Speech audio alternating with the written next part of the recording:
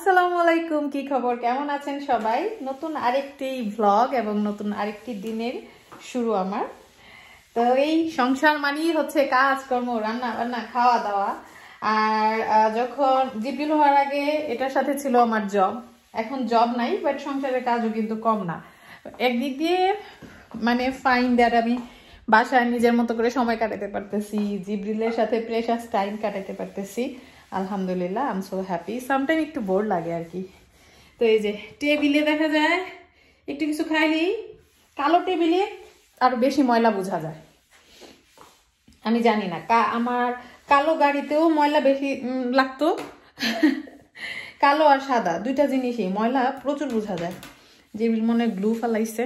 So এই আর কি, তরকারি ঝোল টোল পড়লে একদম আঠা আঠা হয়ে থাকে। এভরিডে যদি দুইবার তো ক্লিন করাই লাগে, একবারে তো হয়ই না। ম্যাটটা পরে আমি উঠাইয়া ঝাইরা দিব নে। ম্যাটের নিচেও কতগুলা ফুট, মনে হবে যেন কত বছর পরে ক্লিন করতেছি। ব্যাপারটা কিন্তু আসলে এরকম না। তো এই জিবিলে গেছে আজকে কান্না দিবস। গতকালকে থেকেই ও এত কান্না করতেছে। I have no idea why, something is bothering him.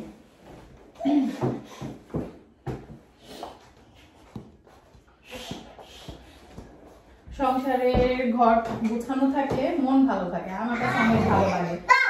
All the time it's not possible. এই যেমন ধরেন আমি একটু গুছাই, আবার জিবলি গিয়া দুষ্টুমি করে নষ্ট করে ফেলে। তখন আমি আবু কেয়ারফুল প্লিজ, এই যে হুড়ুম ধারণ করতেই থাকে আর গুছানো থাকে না কোনো কিছু আর কি। তো যাই, এখন রান্না বসাই। মানে রান্না তো লাইভে অলরেডি প্রসেস করছিলাম, এখন হচ্ছে বাকিগুলা সারতে হবে। লাইটটা নিভে যাই। দুষ্টু বুড়া, এটা আমার দুষ্টু বুড়া। I love you. এখন মুডটা একটু ভালো হয়েছে। তো এই যে ডাল বসাইছিলাম, ডাল বাগার দিব। আর এদিকে এই যে লম্বা সিম গুলা সিদ্ধ করছি, এই যে সিদ্ধ হয়ে গেছে। এখন একটু টালা টালা করবো আর কি, পুরা পুরা। আর করলা লবণ দিয়া কষলাইছিলাম, ওইটা এখন ধুইয়া রাখছি, বসাই দিব। এদিকে পেঁয়াজ রসুন আলু কুচি কইরা ফেলাইছি। তো এই যে এরকম একটু টালা টালা হইলে না সিমটা খেতে ভালো লাগে। হয়ে গেছে।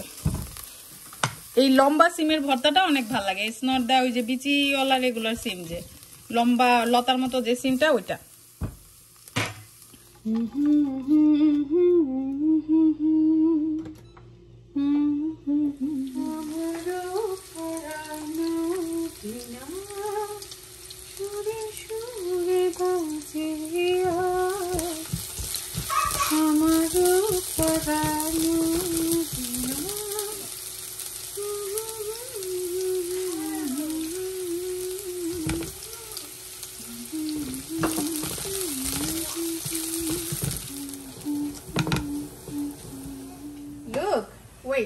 তো আমার বাসায় যেটা হয়, রাসেল হচ্ছে খুব পাতলা ডাল পছন্দ করে না, একটু ঘন পছন্দ করে।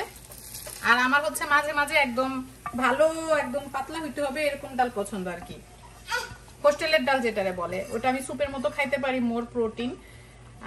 তো এর জন্য আমি রাসেলের ডালটা বাটিতে উঠায়া তারপরে এটাতে আর একটু পানি অ্যাড করছি, ডাল পাতলা হয়ে গেছে ব্যাস। আর সাথে সাথে বাগার হয়ে গেছে।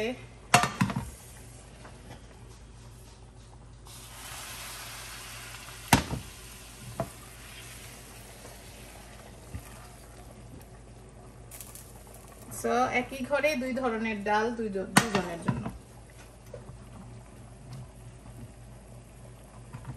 আর লাইভে বলছিলাম আমি কিভাবে করলা ভাজি করি, কিভাবে ভাজলে করলাটা তিতা হয় না সেটা দেখাবো। তো আমি করলা ভাজিতে বরাবরই পেঁয়াজ কুচিটা একটু বেশি দিই। এভাবে ভাজলে করলাটা তিতাও হয় না এবং খেতেও মজা হয়।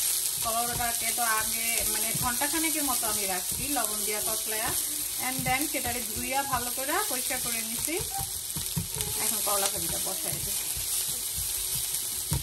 এখন এগুলারে জাস্ট হাত দিয়ে মানে খুন্তি দিয়ে এইভাবে ভাঙে দিতেছি, পরে চটকা নিব ঠান্ডা হইলে। খুবই নরম এই মাছটা, খাইতেও স্বাদ। আমি রুই মাছ খাইতে পারি না, কিন্তু স্যালমন মাছটা আবার খাইতে পারি। তো এই যে মাছের কাবাব বসাই দিছি। স্যালমন মাছের কাবাবটা অনেক মজা হয়, যে কোনো মাছ দিয়ে করা যায়। তো রাসেল আবার এটা খুব পছন্দ করে। আর এই যে আমার করলা ভাজিও হয়ে গেছে, জাস্ট আলু দিছি, লবণ দিছি, দ্যাটস অল। আর উঠানোর সময় একটু ঘি দিছি, খাইতে অনেক মজা হয়। আর ইগনোর মাই মেসি, রান্না করে এগুলো পরে ক্লিন করবো। সিমের ভর্তা বানাইতেছে এদিকে হাম্বুল দিশা দিয়া।